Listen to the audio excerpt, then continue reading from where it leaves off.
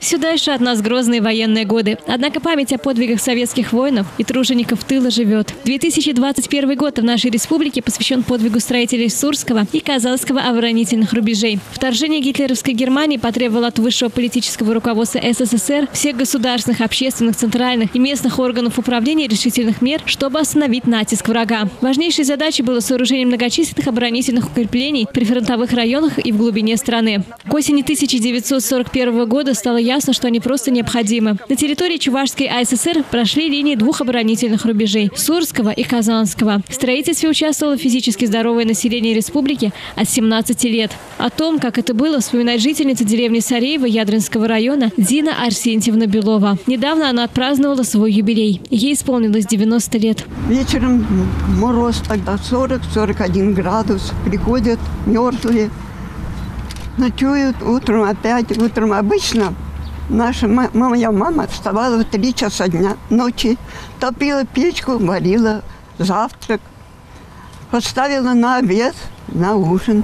Они покушали, уходили копать. Вот так было. Были окопы в деревне. Наша деревня, наверное, как раз на границе рубежа был.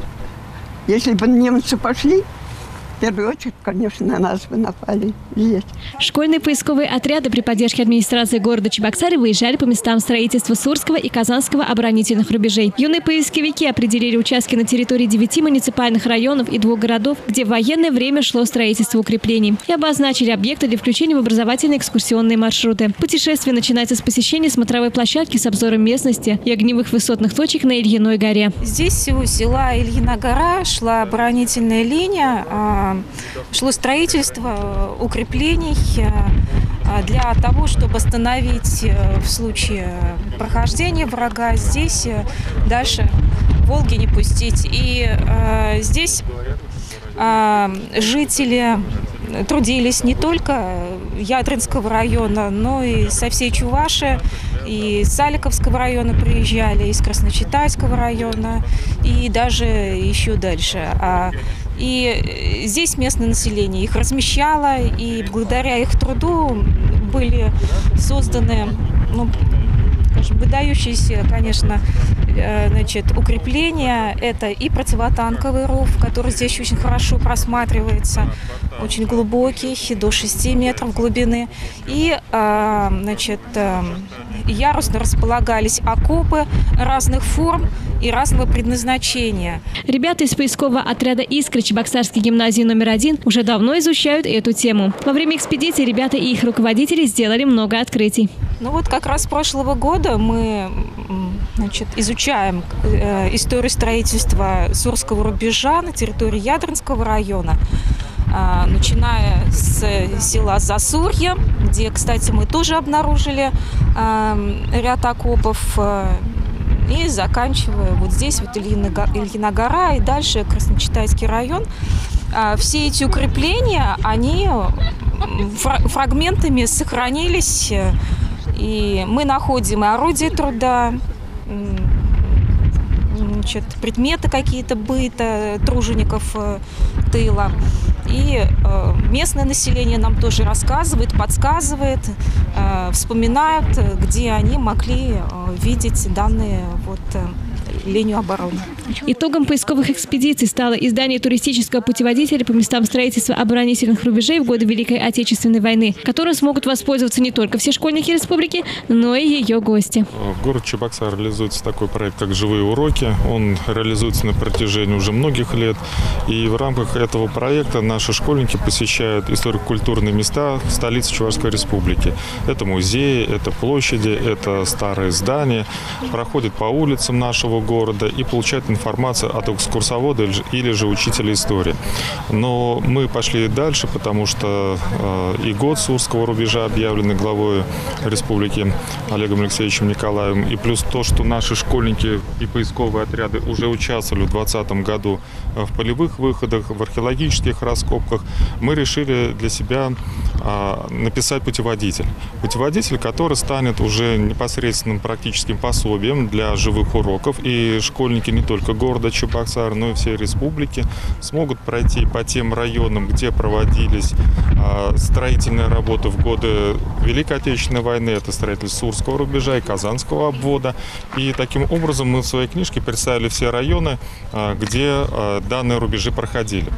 Сама брошюра, сам путеводитель состоит из следующих частей. Это краткая аннотация по району, то есть что здесь строилось в 1941-1942 годах, с указанием географических широт для того, чтобы можно было найти тот или иной памятник культуры или же те места, где проводились фортификационные мероприятия. Ну и мы здесь изложили саму карту, фотографии для того, чтобы школьники могли посмотреть, могли сориентироваться по тому району, куда они едут на живые уроки, и уже иметь краткое представление. Путеводитель состоит из 2 глав. Первая глава включает информацию о строительстве Сурского рубежа и памятных местах, связанных со строительством оборонительных сооружений. Вторая глава посвящена строительству Казанского обвода и памятным местам, связанным с этим обводом. Для каждого района составлены карты, на которых значками обозначены музеи, обелиски, памятники и линии обороны. Всего описано 9 районов и 2 города.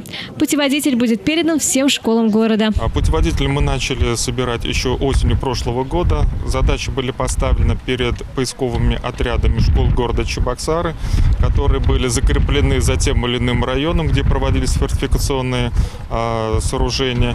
И на протяжении осенне-зимнего периода мы уже компоновали сам путеводитель. Сейчас у нас он готов. Будут, конечно, вноситься в него поправки, потому что мы понимаем, что изучение Сурского и Казанского оборонительных рубежей – это дело в том числе не одного дня, а дело будущего. В том числе наши поисковые отряды школы города Чебоксары в летний период также будут выезжать и проводить археологические изыскания, встречаться с участниками строительства, и в данном случае путеводитель будет пополняться. Нужно сказать, что Ильина гора – это место с богатой историей. В XVIII веке здесь со своим войском останавливался Емельян Пугачев. А сейчас она должна стать местом притяжения для всех тех, кому интересно прошлое нашей страны и историческая реконструкция. Такие мероприятия должны понравиться и ребятам, и взрослым. Это должно способствовать развитию внутреннего туризма, подчеркнула председатель общественной организации «Союз женщин Чувашии» Наталья Николаева. Я надеюсь, что Ильина гора станет своего рода местом, где будет действительно проходить реконструкция тех событий. Я думаю, что все-таки мы сможем восстановить вот эту линию обороны. И хотелось бы в этом году вместе с Минобразования здесь сделать фестиваль поисковых отрядов, студотрядов для того, чтобы мы начали восстанавливать постепенно линию обороны. И хотелось, чтобы это стало тоже своего рода ежегодным фестивалем, куда бы приезжала молодежь с соседних регионов, с других, так скажем, оборонительных сооружений, которые были под Москвой, которые были в Астраханской области, которые были под Пензой. То есть вот эти сооружения были по всей стране. И надеемся, что вот это будет местом, где мы сможем собирать молодежь, проводить своего рода, у костра сидя, вспоминать, приглашать, если, дай бог, останутся те люди, кто еще участвовал в тех событиях, приглашать их тоже на эти исторические встречи, приглашать историков, устраивать какие-то песенные фестивали, но я думаю, что молодежи это будет очень интересно, и они своими руками тоже воссоздадут ту историю. Кроме того, ребята посетили парковый мемориальный комплекс деревни Яровой Косы. В памяти о Великой Отечественной войне здесь были воздвигнуты памятники воин-победитель и женщинам тыла. С фотографий смотрят сельчане, которые своим трудом помогали приблизить Великую Победу. А на мемориальной аллее именно тех сельчан, которые не вернулись с войны. Так что память об истории нашей страны и республики нужно бережно хранить, чтобы ни одно имя доблестного воина и тех, кто работал в тылу, не было забыто. Елена Яковлева, Степан Гурьянов. Жизнь столицы.